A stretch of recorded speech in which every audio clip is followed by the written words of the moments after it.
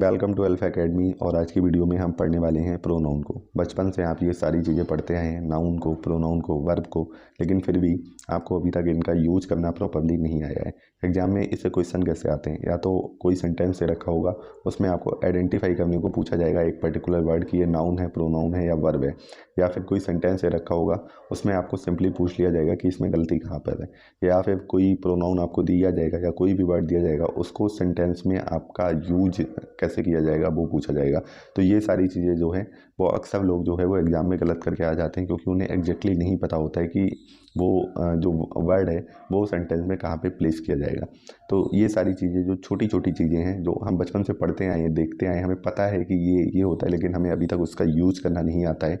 तो इस वीडियो को आप अगर एंड तक देखेंगे तो ये सारी चीज़ें आज क्लियर हो जाएंगी और आप बहुत ही आसानी से सेंटेंस फ्रेम कर पाएंगे। अगर उसमें कोई गलती है तो वो ढूंढ पाएंगे। तो चलिए पढ़ते हैं प्रोनाउन को। होता क्या है, a word used in place of noun is called pronoun. कोई भी वर्ड जो नाउन की जगह पे यूज़ किया जाता है उसको क्या बोलते हैं, प्रोनाउन बोलते हैं। ऐसा इसलिए करते हैं ताकि जो लैंग्वेज की ब्यूटी है वो बनी रहे और नाउन का जो रिपीटिशन होता है बार बार उसको अवॉइड किया जा सके। For example, Shyam being a good teacher he is liked by all the students. Shyam एक अच्छा टीचर होने के कारण वह सभी स्टूडेंट के द्वारा क्या किया जाता है, पसंद किया जाता है। तो श्याम की जगह पे हमने यहाँ पे किसका यूज किया है, ही। श्याम क्या है, एक नाउन है। दोबारा श्याम का यूज ना करना पड़े इसके लिए हमने ही का यूज किया है, जो कि एक प्रोनाउन है। ओके, हम मूव करते हैं टाइप्स ऑफ प्रोनाउन पे। मैं यहाँ पे मार्क नहीं कर रहा हूँ कुछ भी, आप मैं जो बोल रहा हूँ उस पर ध्यान देना और स्क्रीन को देखते रहना। टाइप्स ऑफ प्रोनाउन, पहला है पर्सनल प्रोनाउंस। प्रोनाउन जो कि तीनों पर्सन के लिए स्टैंड करते हैं उनको पर्सनल प्रोनाउन बोलते हैं। अब ये तीनों पर्सन क्या होते हैं, तीन पर्सन होते हैं, first person, second person and third person. Okay, तो ये जो मैं आपको तीनों पर्सन बाद में पढ़ाऊंगा। तो इसमें I, me, we, us, you, he, him, she, have, it, they, them, ये जो इस तरह के जो प्रोनाउन होते हैं इनको क्या बोलते हैं, पर्सनल प्रोनाउन बोलते हैं।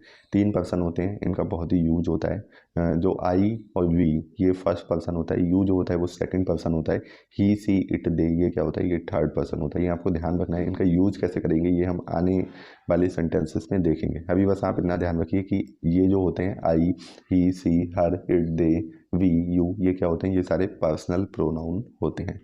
अब सेकंड नंबर पे देखिए लिखा है पजेसिव प्रोनाउन। ये क्या होता है, प्रोनाउन ऐसे प्रोनाउन जो पजेशन को शो करते हैं, जो अपने आधिपत्य को जताते हैं कि ये चीज़ हमारी है। ओके, तो ऐसे प्रोनाउन क्या होते हैं, वो होते हैं पजेसिव प्रोनाउंस। जैसे कि for example mine, ours, yours, his, hers, theirs, ये आपको ध्यान रखना है। ठीक है, माई, आवर, योर ये प्रोनाउन नहीं होते, ये एडजेक्टिव होते हैं।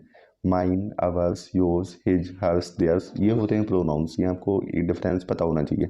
अगला थर्ड नंबर पे लिखा है देखिए, demonstrative pronounce, word used for nouns two point out at something और समवन। जो किसी चीज़ की ओर पॉइंट करते हैं, इशारा करते हैं, वो क्या होते हैं, डिमॉन्स्ट्रेटिव प्रोनाउंस होते हैं। बहुत ही आसान है ये, this, that, these, those. Okay, अगला है फोर्थ नंबर पे डिस्ट्रीब्यूटिव प्रोनाउंस। ये क्या होता है, वर्ड्स फॉर इंडिविजुअल्स और objects referring to them as one at a time. जो ऐसे वर्ड जो किसी इंडिविजुअल या ऑब्जेक्ट को एक टाइम पे एक दिखाते हैं।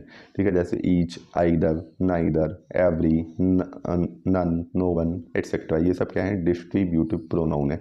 ये किसी एक पर्सन के बारे में बात कर रहे हैं, मतलब बहुत सारे लोगों में से कोई एक। ठीक है, रेसिप्रोकल प्रोनाउन क्या होते हैं, ये पारस्परिक जो सर्वनाम होते हैं, जैसे each other, one another. Okay, reflexive pronoun क्या होते हैं, myself, ourself, yourself, yourselves. तो ये सारी चीज़ें आपको अभी ध्यान रखनी है, आप बस अभी पढ़ते जाओ। अभी इनका यूज कैसे करेंगे हम जो आने वाली वीडियो है उसमें देखेंगे। Emphatic pronoun, such pronouns are used to lay stress on subject. किसी भी सब्जेक्ट पे स्ट्रेस डालने के लिए जिन प्रोनाउंस का प्रयोग किया जाता है उन्हें एम्फेटिक बोलते हैं। अब ये रिफ्लेक्सिव प्रोनाउन की तरह ही होते हैं, माई सेल्फ, लेकिन ये यूज से पता चलता है कि ये एम्फेटिक है या फिर रिफ्लेक्सिव है। My self, her self, ourself, your self, him self, it self, them self, one self. तो ये सारे क्या है, एम्फेटिक है। जैसे ही हर्ट हिम सेल्फ, उसने खुद को ही क्या कर लिया, हर्ट कर लिया। आठवां है इंडेफिनिट प्रोनाउंस। क्या होता है ये, words use for noun in वर्ग और जनरल मीनिंग। जैसे कि एग्जांपल में देखते हैं, everybody, everyone, somebody, nobody, anybody, someone, no one, anyone, everything, something, nothing, all, both, much, few, little, et cetera. ये आप ध्यान कर लीजिए, इनको क्या बोलते हैं, इनडेफिनिट प्रोनाउंस बोलते हैं। मतलब हमें क्लियर नहीं होता है कि ये मतलब एक या तो सामान्य मीनिंग में सबके लिए यूज कर लिया जाता है। वॉग मतलब अस्पष्ट रहता है, हमें एग्जैक्ट नहीं पता होता है कि किसके बारे में बात की जा रही है। अब एवरीबॉडी में हमें क्या पता कि किसी पर्टिकुलर पर्सन के बारे में, किस पर्टिकुलर पर्सन के बारे में बात की जा रही, या समबडी मतलब कोई भी हो सकता है उसमें, ओके, नोबडी में कोई भी नहीं। तो हमें एग्जैक्टली पता नहीं होता है कि किस नाउन के बारे में बात हो रही है। नाइन्थ है relative pronouns, words use for nouns to show them relating to, मतलब ऐसे वर्ड जो नाउन को किसी के द्वारा रिलेट करते हैं, जैसे हु, हुम, विच, डेट, एटसेट्रा। ओके, आखिरी है 10th इंटेरोगेटिव प्रोनाउंस, ऐसे वर्ड जो क्वेश्चन पूछने के लिए मतलब यूज किए जाते हैं, जैसे हु, हुम, हुज, विच, एटसेट्रा। तो ये होते हैं इंटेरोगेटिव प्रोनाउंस। अब हमने 10 तरीके के प्रोनाउंस पढ़े, अब इनका यूज कैसे करेंगे हम सेंटेंस में। ओके, तो ये इंपॉर्टेंट पार्ट है वीडियो का, इसको आप मिस मत करना। अभी तक जो हमने पढ़ा वो तो हमने ये पढ़ा कि प्रोनाउंस होते कौन कौन से हैं, ये सबको पता था, आप बचपन से पढ़ते आए हैं। अब इनका यूज कैसे करना है ये हम अब पढ़ने वाले हैं। तो इसके लिए सबसे पहले आपको 2 तरीके के केस पता होना चाहिए। पहला है नॉमिनेटिव केस और दूसरा है ऑब्जेक्टिव केस। नॉमिनेटिव केस क्या होते हैं, उनमें कौन कौन से प्रोनाउन आते हैं, आई। अब आई का ऑब्जेक्टिव केस में क्या हो जाता है, मी, ठीक है, सबको पता होगा। सी का क्या हो जाता है, हर, उसके नीचे ही लिखा है, देखते रहना। ही का क्या हो जाता है, हिम। दे का क्या हो जाता है, देम। वी का क्या हो जाएगा, अस। इट ही रहेगा, यू का यू ही रहेगा। सबने बचपन में पढ़ा होगा, ठीक है। बस आपको ध्यान रखना है जो ऊपर वाले प्रोनाउन है वो क्या है, नॉमिनेटिव केस में है, उसके नीचे क्या है, उनका ऑब्जेक्टिव केस है। अब हम स्टार्ट करते हैं रूल्स पे। बहुत ही सिंपल रूल है और यहीं से आप गलतियाँ करते हैं। सबसे पहले पहला रूल है, verb is preceded by the nominative form of pronoun and followed by the objective case. हमेशा कोई भी वर्ब होगी उसके पहले नॉमिनेटिव केस होगा और बाद में ऑब्जेक्टिव केस होगा, ठीक है। जैसे कि आप कभी भी ऐसे नहीं कर सकते, मी टीच ही, ठीक है, मी क्या है, ऑब्जेक्टिव केस है, तो आई की जगह आप मी नहीं रख सकते हैं, मी टीच ही। आप क्या करेंगे, मी की जगह आपको नॉमिनेटिव केस रखना पड़ेगा, आई टीच हिम। एग्जाम्पल है ये, समझ में आया होगा आई होप। पहले नॉमिनेटिव केस यूज होगा वर्ब से पहले और वर्ब के बाद क्या होगा, ऑब्जेक्टिव केस यूज होगा। Is that clear, okay. अब हम मूव करते हैं रूल नंबर 2 पे। इफ ऑल 3 persons और 2 out of 3 come in a single sentence the order is 2 3 1। ये 2 3 1 क्या है, 3 पर्सन मैंने आपको बताए थे अभी। इसमें लिखा है first person, second person and third person. Okay, पहला पर्सन क्या है, थोड़ा सा ऊपर कर लेते हैं, आपको क्लियर होगा। रूल नंबर 2, ठीक है। तीनों पर्सन, पहले पर्सन में मैंने आपको बताया आई वी, सेकंड पर्सन क्या है, यू, और थर्ड पर्सन क्या है, सी ही इट दे। अब अगर ये तीनों पर्सन एक सिंगल सेंटेंस में यूज हो रहे हैं तो इनका ऑर्डर क्या होगा, पहले सेकंड पर्सन यूज होगा, बाद में थर्ड पर्सन यूज होगा और उसके बाद फर्स्ट पर्सन यूज होगा। और ये सेंटेंस बहुत बार एग्जाम में आए हैं, लोग गलत करके आए हैं। जैसे एग्जाम्पल है, you he and I shell study for the exam. You क्या है, सेकंड पर्सन है, ही क्या है, थर्ड पर्सन है, और आई क्या है, फर्स्ट पर्सन है। तो ये इसी ऑर्डर में आएंगे, इसकी जगह आप ये नहीं कर सकते he I and you shall study for the exam, तो आपका सेंटेंस गलत हो जाएगा। अब ऐसा ही सेंटेंस गलत है वो लिख के आता है और आपको एग्जाम में सही करना होता है, ठीक है। ऐसे you and he have done a great job, you क्या है, सेकंड पर्सन है, और ही क्या है, थर्ड पर्सन है। तो ये ऑर्डर जो है वो मेंटेन रखना है आपको। अब रूल नंबर 3 पे देखिए, इफ ऑल 3 persons कम और 2 out of 3 persons come in a single sentence and something wrong is talked about the order is 1 2 3। अब देखो क्या होता है, अब फिर से अगर ये तीनों पर्सन आते हैं या 2 पर्सन आते हैं इन 3 में से और कुछ गलत कहा जाता है तो ऑर्डर क्या होगा, 1 2 3 होगा। तो 2 3 1 नहीं होगा, 1 2 3। जैसे कि I you and he have made a mistake, यहाँ पे गलती करने की बात हो रही है, कुछ गलत होने की बात हो रही है, तो ऑर्डर क्या होगा, 1 2 3। I you and he have made a mistake, simple. पहले आई क्या है, first person, you second person and he third person. जैसे अगर 2 पर्सन आए हैं, you and he have done this mischief, ठीक है, तुमने और उसने यह गलती की है, तो यहाँ पे सेकंड पर्सन पहले आया, उसके बाद थर्ड पर्सन आया है। अब देखो फिर से देखते हैं रूल 4 क्या है, कि pronouns are in plural form, तो ऑर्डर शुड बी 1 2 3 अगेन। फिर से ऑर्डर क्या होगा, 1 2 3 होगा अगर प्रोनाउंस किसमें, प्लूरल फॉर्म में है। जैसे कि वी यू दे, ये तीनों क्या है, ये प्लूरल फॉर्म में है, जबकि ही सी इट क्या होता है, सिंगुलर होता है। तो अगर सारे प्रोनाउन प्लूरल फॉर्म में है तब भी ऑर्डर क्या रहेगा, 1 2 3 रहेगा। सबसे पहले फर्स्ट पर्सन आएगा वी, उसके बाद सेकंड पर्सन आएगा यू, उसके बाद थर्ड पर्सन आएगा दे। ठीक है, we you and they should now get down to work. Is that clear to all? Okay, अब रूल नंबर 5 पे आते हैं। An objective case comes after let, like, between and what, except and all prepositions. ठीक है, कोई भी objective case pronoun का किसके बाद आता है? Let, like, between and what, except और जितनी भी प्रोपोजिशंस हैं उनके बाद में। जैसे कि एग्जांपल है let me do this work. ठीक है, मुझे ये काम करने दो। हम ये नहीं कह सकते हैं let I do this work. Let के बाद हमेशा ऑब्जेक्टिव केस आएगा जो कि मी है। देखो एक और है, there is no problem between C and I. तो ये गलत है। क्यों गलत है? क्योंकि बिटवीन के बाद नॉमिनेटिव केस नहीं यूज होगा। सी एंड आई को हम यूज नहीं कर सकते। उसकी ये क्या आएगा? सी की जगह हर आएगा, आई की जगह मी आएगा। ठीक है, एक और है everybody but him was present for the meeting. ये भी सही है सेंटेंस, बट के बाद हिम आएगा, ही नहीं आएगा। ही लॉफ्ड एट आई। ठीक है, एट का एक प्रीपोजिशन है, इसके बाद आई का प्रयोग नहीं होगा। किसका प्रयोग होगा? मी का। He laughed at me. अब everybody attended the party except he. अब एक्सेप्ट के बाद भी ही नहीं आएगा, ऑब्जेक्टिव केस यूज होगा, हिम आएगा। Everybody attended the party except him. अब रूल नंबर 6 है there is comparison between two nominative case, the pronoun of nominative case is used after as than. ठीक है, अब अगर कंपैरिजन हो रहा है तो यूज और देन के बाद में हमेशा नॉमिनेटिव केस ही यूज करेंगे, ऑब्जेक्टिव नहीं करेंगे। एग्जांपल के लिए he is as fast as me, वह मेरे जितना फास्ट है या मेरे जितना तेज है। तो यहाँ पे एज के बाद में मी का प्रयोग ना करके किसका? आई का प्रयोग करेंगे। यहाँ पे ये देखते हैं आई वन फास्टर देन हिम। यहाँ पे भी क्या हो रहा है? कंपैरिजन हो रहा है, मैं उससे ज़्यादा तेज दौड़ता हूँ। तो यहाँ पे क्या होगा? I won faster than he. Okay, जब कंपैरिजन कर रहे हैं तो यहाँ पे नॉमिनेटिव केस ही दोनों जगह पे यूज होगा। अगर कोई सेंटेंस है जिसमें बी की कोई फॉर्म आ रही है, उसके बाद कोई प्रोनाउन है, तो वो हमेशा नॉमिनेटिव केस में होगा। अब ये बी क्या होता है? बी ई बी, ये इसकी जो फॉर्म होती है उसमें कौन क्या क्या चीज़ें आती हैं? इजारम आता है, वॉज वर आता है, ये आपको ध्यान रखना है। ठीक है, ये बी की फॉर्म बोली जाती है, इजारम एंड वॉज वर। तो इनके बाद जो प्रोनाउन आएगा इनके जस्ट बाद वो क्या होगा? वो नॉमिनेटिव केस में होगा। बस आपको ये ध्यान रखना है। जैसे for example it is I who am to blame. यहाँ पे ये नहीं लिखेंगे it is me who am to blame, it is I who am to blame। ये सही सेंटेंस है।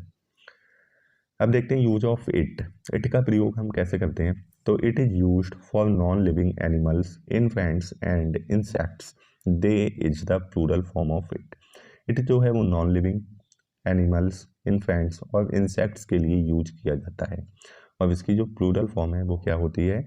वो दे होती है। इट की प्लूरल फॉर्म क्या होती है? दे होती है। जैसे कि एग्जाम्पल देखते हैं अमेरिका। अमेरिका एक नॉन लिविंग थिंग है। ठीक है, एक कंट्री का नाम है, एक नाउन है। America is a developed country. अब इसकी जगह पे हम क्या यूज करेंगे? ना तो ही यूज करेंगे ना सी यूज करेंगे, क्या यूज करेंगे? It. It is a superpower. America is a developed country, it is a superpower. अब यहाँ पे प्लूरल भी देख लेते हैं, Sri Lanka and Pakistan are developing countries. अब यहाँ पे इट प्रयोग नहीं करेंगे, दो चीज़ें हो गई, दो देश हो गए। तो यहाँ पे क्या करेंगे? इट का प्लूरल दे यूज करेंगे। Sri Lanka and Pakistan are developing countries, they are facing internal crisis. Okay, rule number 2 क्या है? It is use to denote time, weather, temperature, distance और any other natural event. It is used only as an introductory subject. कई बार जो it है वो time, weather, temperature, distance या किसी भी नेचुरल इवेंट को रिप्रेजेंट करने के लिए भी उसका प्रयोग किया जाता है। जैसे आपने रेन वाला एग्जाम्पल बहुत सुना होगा, इट इज रेनिंग। ओके, वर्षा हो रही है, तो वर्षा के लिए हम कौन सा सब्जेक्ट यूज करते हैं? इट। तो ये वर्षा का एक नेचुरल इवेंट है, बारिश जो है। तो वेदर के लिए, टाइम के लिए, टेम्परेचर, डिस्टेंस, इन सारी चीज़ों के लिए भी इट का प्रयोग कर सकते हैं। और इसका प्रयोग कैसे करेंगे? As an introductory subject. For example it is raining, it is morning, it is winter, it is March. Okay, अब हम देखते हैं पजेसिव एडजेक्टिव और पजेसिव प्रोनाउन में क्या फ़र्क होता है। ये मैंने आपको वीडियो के शुरू में बताया था। My, our, your, his, her, its, their, ये क्या है? ये एडजेक्टिव है। ये भी पजेशन ही दिखा रहे हैं, लेकिन जो पजेशन दिखाने वाले प्रोनाउन है वो क्या है? Mine, ours, yours, his, hers, theirs. वो नंबर 1 देखते हैं। Possessive pronouns are not used before nouns. Possessive pronoun है जो किसी भी नाउन के पहले यूज नहीं किए जा सकते हैं, उनसे पहले हमेशा पजेसिव एडजेक्टिव ही यूज होगा। जैसे आवर्स क्या है? पजेसिव प्रोनाउन है। Hours school was closed for 4 days। यहाँ पे आवर्स स्कूल नहीं होगा, क्या होगा? Our school was closed for 4 days। Clear है। तो यहाँ पे क्या है, पजेसिव एडजेक्टिव यूज किए जाते हैं नाउन से पहले, ना कि पजेसिव प्रोनाउन। ठीक है, जैसे कि दिस इज माई बुक, अब बुक से पहले माइन नहीं लगाएंगे, दिस इज माइन बुक, ना ना ना, this is my book, possessive adjective आएगा। ओके, अब रूल 2 क्या है, possessive pronoun can be used in any sentence as the subject of the verb. Possessive pronoun जो होते हैं वो किसी भी सेंटेंस में एज अ सब्जेक्ट यूज किए जा सकते हैं। जैसे कि yours is a new car, तुम्हारी कार जो क्या है वो नई है, तो योर्स का मतलब यहाँ पे क्या है, your car is a new car. जैसे कि हर्स इज ब्यूटीफुल हाउस, तो यहाँ पे हर्स का मतलब हर हाउस है। यहाँ आपको ध्यान रखना है, पजेसिव प्रोनाउन का मतलब होता है पजेसिव एडजेक्टिव प्लस नाउन, वो होता है पजेसिव प्रोनाउन। यहाँ पे योर्स का मतलब योर प्लस कार है। ओके, हाउस का मतलब हर प्लस हाउस है। ये चीज़ें आपको ध्यान रखनी है, तो इनको एज अ सब्जेक्ट हम यूज कर सकते हैं। रूल नंबर 3 है, possessive pronoun can be used as the object of a preposition. हम किसी भी प्रीपोजिशन के ऑब्जेक्ट की तरह भी पजेसिव प्रोनाउन को यूज कर सकते हैं। जैसे example, I prefer your help to, तो ये सेंटेंस अपने आप में अधूरा है। क्या होगा, I prefer your help to hers, मतलब मुझे उससे उसकी हेल्प से ज़्यादा तुम्हारी हेल्प जो है वो पसंद है। हर्स का मतलब यहाँ पे हर हेल्प है। Okay, your house is better than my, my नहीं होगा, your house is better than mine, mine का मतलब यहाँ पे क्या है, माई हाउस। ओके, तो रूल 4 है, जीरंड इज यूज्ड आफ्टर। तो कोई भी अगर आपको दिक्कत आ रही है कुछ भी चीज़ समझने में, तो आप कमेंट सेक्शन में कमेंट करके पूछ सकते हैं, मैं रिप्लाई कर दूंगा। इसके अलावा एक टेलीग्राम चैनल है जिसका लिंक हमने डिस्क्रिप्टिव बॉक्स में डाल रखा है, आप वहां जाके उस टेलीग्राम चैनल को ज्वाइन कर सकते हैं। इसकी PDF जो ये चल रहा है आपकी स्क्रीन पे, ये आपको उस टेलीग्राम चैनल पे मिल जाएगी। इसके अलावा और भी बहुत सारा कंटेंट वहाँ पे पड़ा हुआ है, तो आप टेलीग्राम चैनल को जरूर ज्वाइन कीजिए। रूल नंबर 4 है, gerund is used after possessive adjective, in such cases never use possessive pronoun. कोई भी जीवेंट है, जीवेंट क्या होती है, वर्ब की ING फॉर्म होती है, उसका जो प्रयोग है वो हमेशा पजेसिव एडजेक्टिव के बाद होगा। ठीक है, वहाँ पे हम पजेसिव प्रोनाउन का प्रयोग नहीं करेंगे। For example, I was confident of my winning the match. ठीक है, तो यहाँ पे माई विनिंग, माई के बाद क्या आ रहा है, विनिंग आ रहा है, माई की जगह हम कभी भी यहाँ पे माइन का यूज नहीं करेंगे। ओके, जैसे she is sure of my helping others, यहाँ पे भी माई के बाद हेल्पिंग आ रहा है, जीवेंट आ रहा है। ओके, तो ये सारी चीज़ें आपको ध्यान रखनी है क्वेश्चन में। यूज ऑफ रिफ्लेक्सिव प्रोनाउन, ठीक है, रिफ्लेक्सिव प्रोनाउन का यूज कैसे करना है। रूल नंबर 1 है, use reflexive pronoun after acquit, avail, reconcile, amuse, resign, avenge, exert, apply, adopt, adjust, pride, absent and enjoy. इन सारी चीज़ों के बाद हम रिफ्लेक्सिव प्रोनाउन का प्रयोग करेंगे। जैसे कि the officers acquitted themselves well during the crisis. Okay, equity के बाद हमने किसका प्रयोग कर रहा है, देमसेल्व्स का, जो कि एक रिफ्लेक्सिव प्रोनाउन है।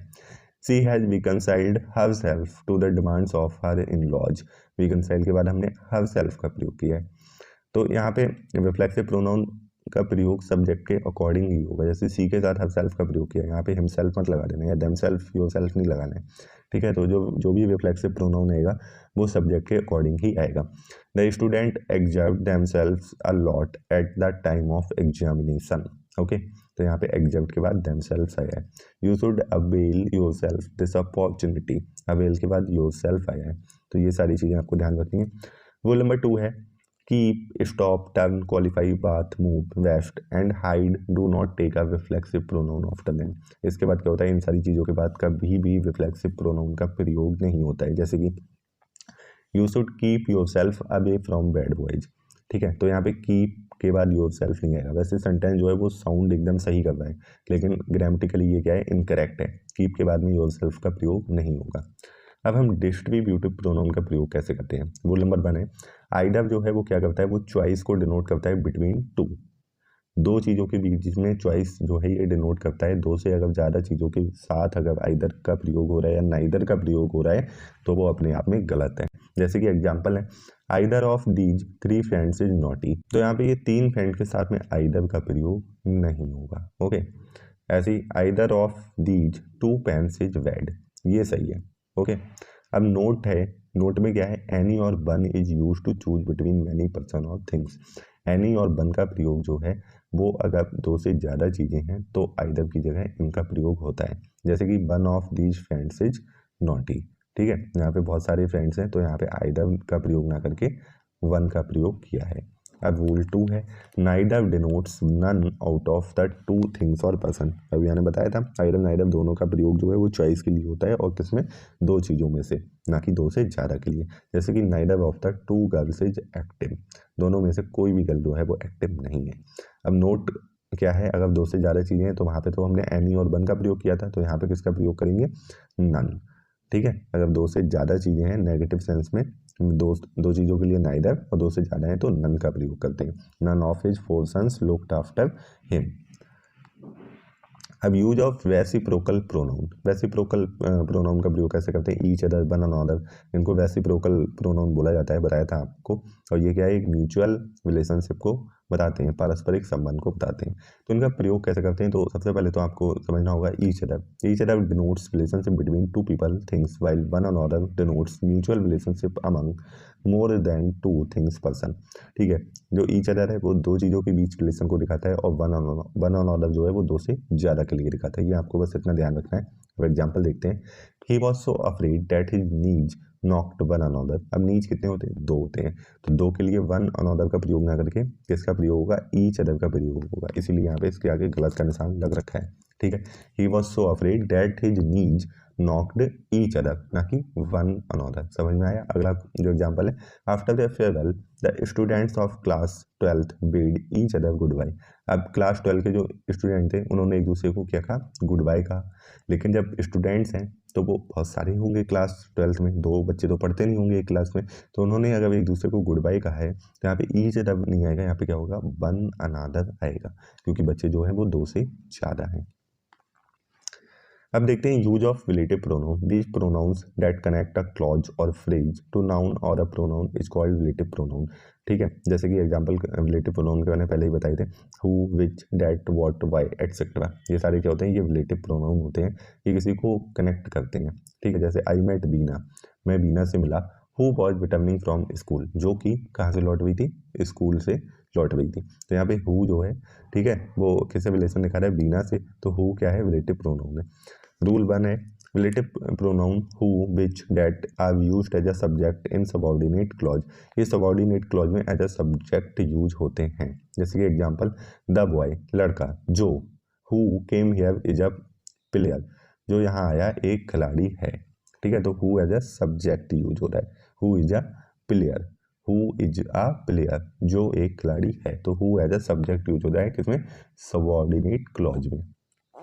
रूल 2 है, relative pronoun which, whom, that are used as an object in subordinate clause. तो हु, विच, डैट जो है वो सबऑर्डिनेट क्लॉज में क्या एज ए सब्जेक्ट यूज होते हैं।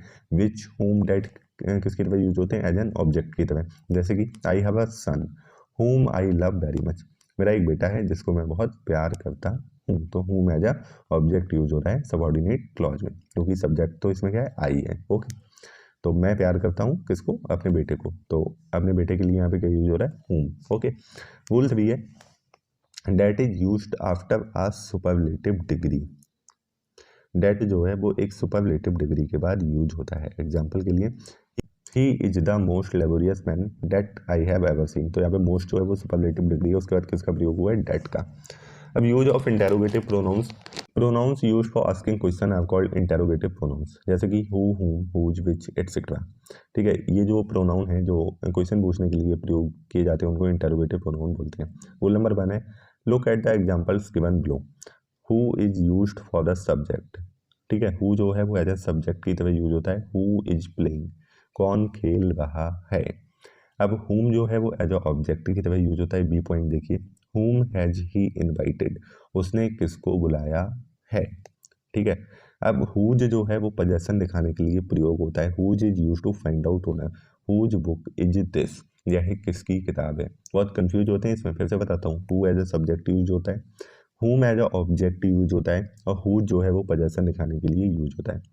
रूल नंबर 2 है, if a choice is to be made between two or more which is used. अगर दो चीज़ों के बीच में दो या दो से ज़्यादा चीज़ों के बीच में अगर कोई चॉइस मतलब बनानी है तो वहाँ पे विच का प्रयोग होगा, हु का प्रयोग नहीं होगा। जैसे example, who is your brother in the crowd, इस क्राउड में तुम्हारा भाई कौन सा है, तो यहाँ पे हु का प्रयोग नहीं होगा, विच का प्रयोग होगा। क्लियर।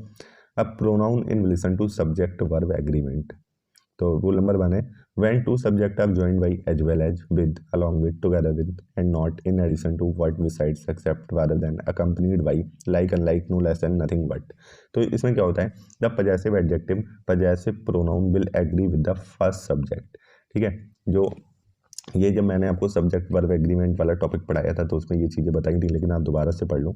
जब भी इन सारी चीज़ों से जो मैंने बोल्ड लेटर में लिखी हैं ब्लैक में, तो इन सभी चीज़ों से जब दो सब्जेक्ट ज्वाइंट होते हैं तो जो हमेशा जो पजेसिव एडजेक्टिव प्रोनाउन वर्ब जो है वो हमेशा पहले वाले सब्जेक्ट से एग्री करेगी, ना कि दूसरे वाले से।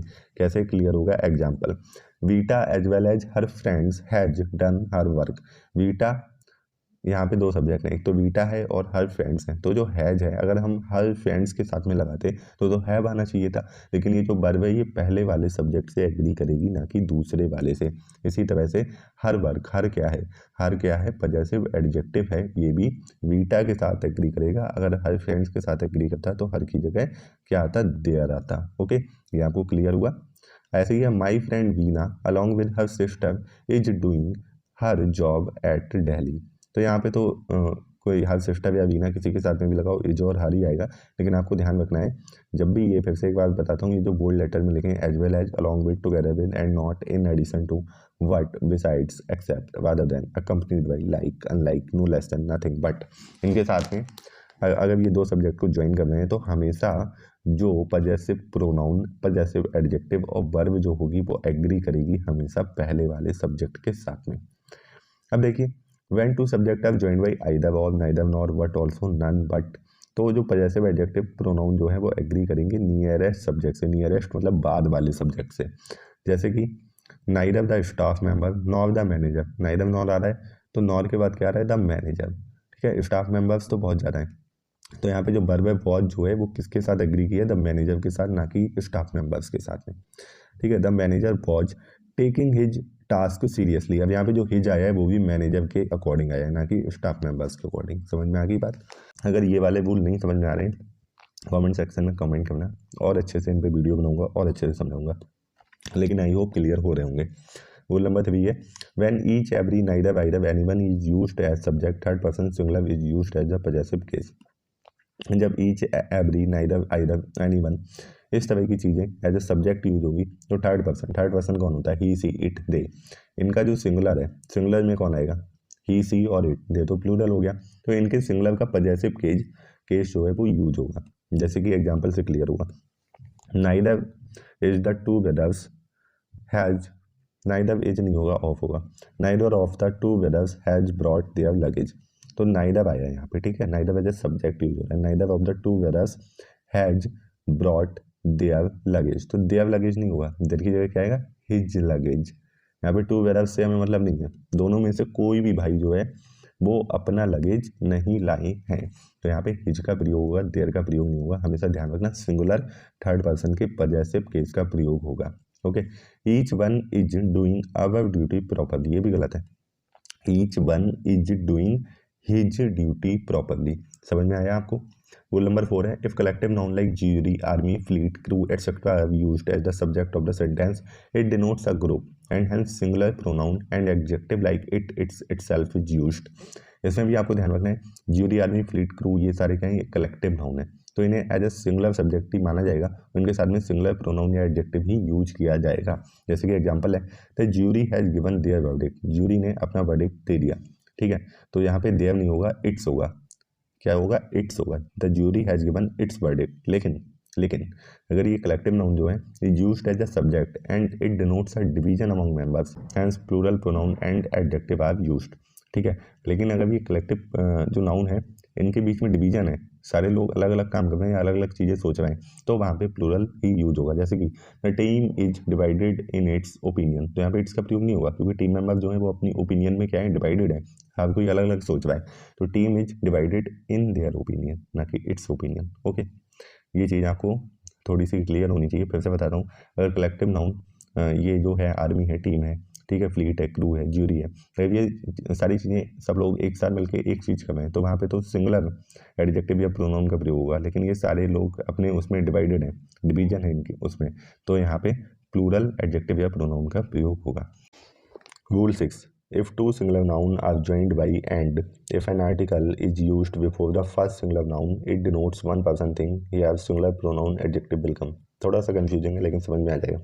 अगर दो सिंगुलर नाउन है वो एंड से एक दूसरे से ज्वाइंट है, ठीक है, और आर्टिकल जो है वो पहले सिंगुलर नाउन से पहले आ रहा है, तो इससे ये क्या डिनोट करता है कि वो जो दोनों हैं वो एक ही हैं, इसीलिए एक ही सिंगुलर प्रोनाउन या एडजेक्टिव आएगा। एग्जाम्पल से क्लियर होगा, भूल से कुछ भी पता नहीं चलेगा आपको। एग्जाम्पल देखो, the secretary and treasurer is negligent of their duty, ठीक है, यहाँ पे सेक्रेटरी है और ट्रेजरर है, ठीक है, ये दोनों किससे ज्वाइंट है, एंड से, दोनों सिंगुलर है, सेक्रेटरी भी एक है, ट्रेजरर भी एक है। ट्रेजर मतलब जो खजाने का रखवाला होता है उसको ट्रेजर बोलते हैं, और सेक्रेटरी जो सचिव होता है। तो ये दोनों व्यक्ति हैं, ये किससे ज्वाइंट है, एंड से। लेकिन आर्टिकल जो दा का प्रयोग हुआ है वो सेक्रेटरी के आगे हुआ है, तो इसका मतलब क्या है, ट्रेजरर के आगे भी आर्टिकल का प्रयोग होना चाहिए था, या तो अगर दो लोग हैं, अगर एक ही के आगे आर्टिकल का प्रयोग हुआ है, इसका मतलब ये है कि सेक्रेटरी और ट्रेजरर ये जो हैं ये दोनों एक ही पर्सन हैं।